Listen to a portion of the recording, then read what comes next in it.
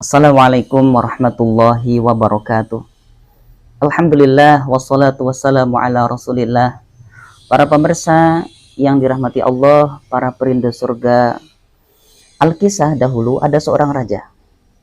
Ini raja yang hobinya berburu. Dia punya seorang menteri kepercayaan. Tidak pernah ini raja masuk ke hutan kecuali bersama menterinya. Suatu hari dalam sebuah perburuan, tangan sang raja terluka.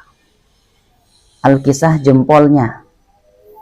Kemudian dibawalah ke istana, para tabib melihat lukanya, tapi sayang disayang, semua menyatakan ini luka bukan luka biasa, ini luka beracun.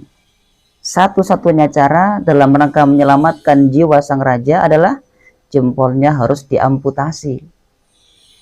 Maka raja mulai galau, kalut, sedih. Dan sang raja memanggil menterinya. Menterinya terkenal dengan kebijaksanaannya dalam memberikan nasihat, dalam memberikan semangat. Tapi kali ini apa jawaban sang menteri? Ketika ditanya pendapatmu bagaimana menteriku? Semua tabib menyatakan jempolku harus diamputasi ini. Sang menteri mengatakan, wahai paduka raja, la'allahu khair. Bisa jadi memang itu keputusan terbaik buat paduka dalam pandangan Allah. Sang raja malah marah. Menterinya kemudian dimasukkan ke dalam sel, di penjara. Tapi apapun itu, jempol tetap diamputasi. Nah, setelah beberapa waktu jempol sudah sembuh, sang raja kembali kepada kebiasaan semula, berburu. Tapi kali ini tanpa menteri. Dalam perburuan inilah sang raja tersesat jalan. Dia bingung tidak bisa pulang. Akhirnya tertangkap oleh sekawanan kaum kanibal yang hidup di tengah hutan.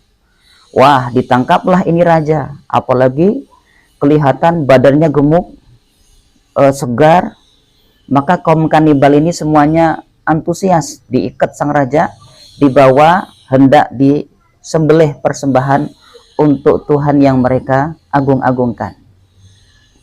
Tapi sebelum eksekusi, tiba-tiba kepala suku datang. Tahan sebentar.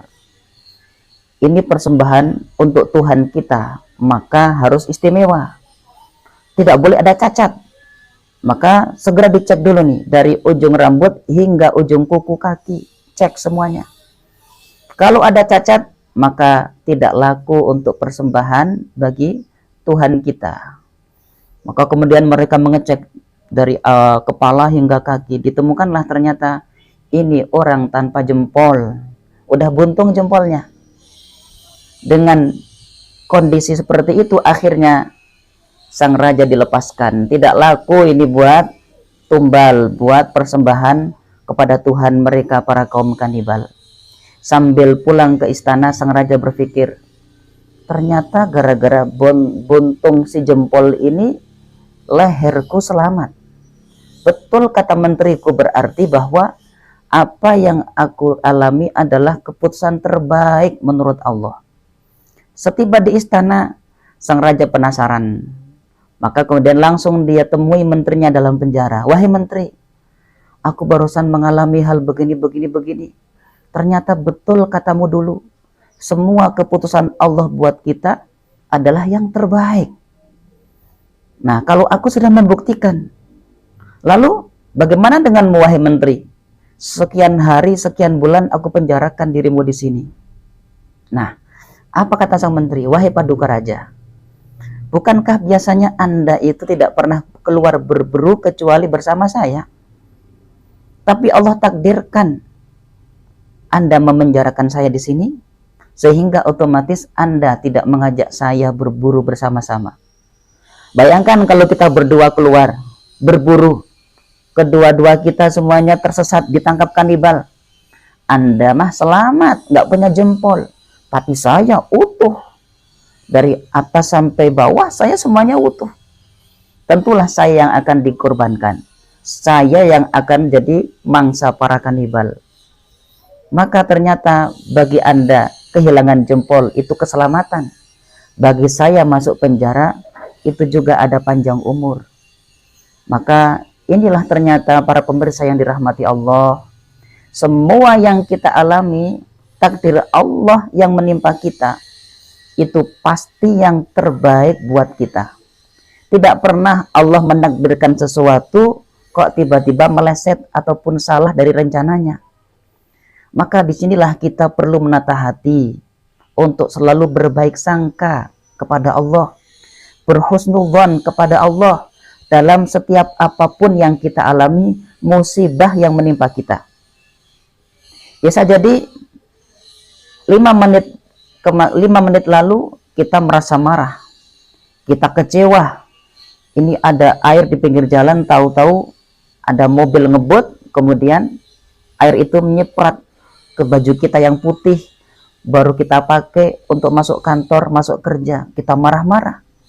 Tapi siapa tahu 5 menit setelah kita marah-marah, tiba-tiba ada mobil truk kehilangan kendali, menabrak tempat pas di tempat kita tadi berdiri, posisi kita tadi berdiri. Kadang-kadang Allah menyentil kita dengan masalah, tapi sebenarnya Allah ingin mendekatkan diri kita agar semakin dekat kepadanya. Kadang-kadang Allah timpakan kita sakit, tapi ternyata sebenarnya Allah ingin menarik kita ke dalam rahmatnya agar kita ingat kepada Allah. Maka kenapa dulu Fir'aun itu selalu menyombongkan diri, tidak bisa dinasihati? Kenapa? Karena Fir'aun tidak pernah diberikan teguran, ujian, nggak pernah sakit, masuk angin aja nggak pernah. Semua fasilitas ada, kaya raya, dihormati, disembah, tentaranya banyak. Apapun yang dia katakan, semua mengatakan siap paduka raja. Sakit nggak pernah, punya masalah nggak pernah, dihormati. Lama-lama kalau begini terus, seseorang akan menjadi jumawa, lupa bahwa dia sebenarnya adalah makhluk Allah Subhanahu wa Ta'ala. Maka ketika kita ditimpa masalah, ada sakit, kehilangan harta benda, dan apapun itu yang tidak mengenakkan, kok kemudian dengan itu kita ridho, kita kemudian ingat kepada Allah, disitulah ternyata Allah ingin menarik kita ke dalam lingkaran rahmatnya, agar kita tidak jauh-jauh dari Allah. Kita selalu berada di dalam area yang di situ ada kasih sayang Allah. Nabi kita Shallallahu Alaihi Wasallam pernah bersabda, hadis ini riwayat Imam Bukhari Muslim, muttafaqun alaih. Ma yusibul muslima min nasabin wala wasabin wala hammin wala hazanin wala adha. Tidaklah menimpa seorang muslim rasa letih, rasa sakit, rasa gelisah, rasa gundah, rasa sedih, hatta syaukah, sampai-sampai sepotong duri, allati yushakuha, yang menusuk badannya, illa kaffarallahu biha min khotoyah, kecuali sebenarnya dengan itu Allah ingin mengampunkan, menggugurkan dosa-dosa kita. Kita jatuh kepleset, sakit, keseleo, disitulah Allah sebenarnya ingin menggugurkan dosa kita. Jangankan dosa dicabut, uban dicabut saja sakit. Maka kadang-kadang Allah ingin menggugurkan dosa kita. Ada sakit sedikit misalnya, keseleo, kepleset. Ini semuanya adalah kalau kita hadapi dengan baik sangka, tidak protes, menyalahkan Allah, tapi dihadapi dengan ridho, ikhlas, sabar, husnudzon. Maka apapun yang kita alami, di baliknya ada kebaikan. Dan kebaikan yang luar biasa adalah ampunan. Ampunan dari segala dosa yang pernah kita lakukan. Maka apapun yang kita alami hari ini, yakin Allah tidak pernah mengharapkan keburukan untuk kita. Apapun yang menimpa kita saat ini, yakinlah di balik itu ada anugerah istimewa yang Allah siapkan untuk kita semuanya. Selalu berprasangka baik kepada Allah, dan prasangka yang baik inilah menjadikan Allah tambah dekat, Allah tambah cinta, kita pun jadi ridho. Inilah yang akan membawa kita ke dalam kebahagiaan di taman-taman surga Allah Subhanahu wa Ta'ala. Sekian, semoga bermanfaat. Assalamualaikum warahmatullahi wabarakatuh.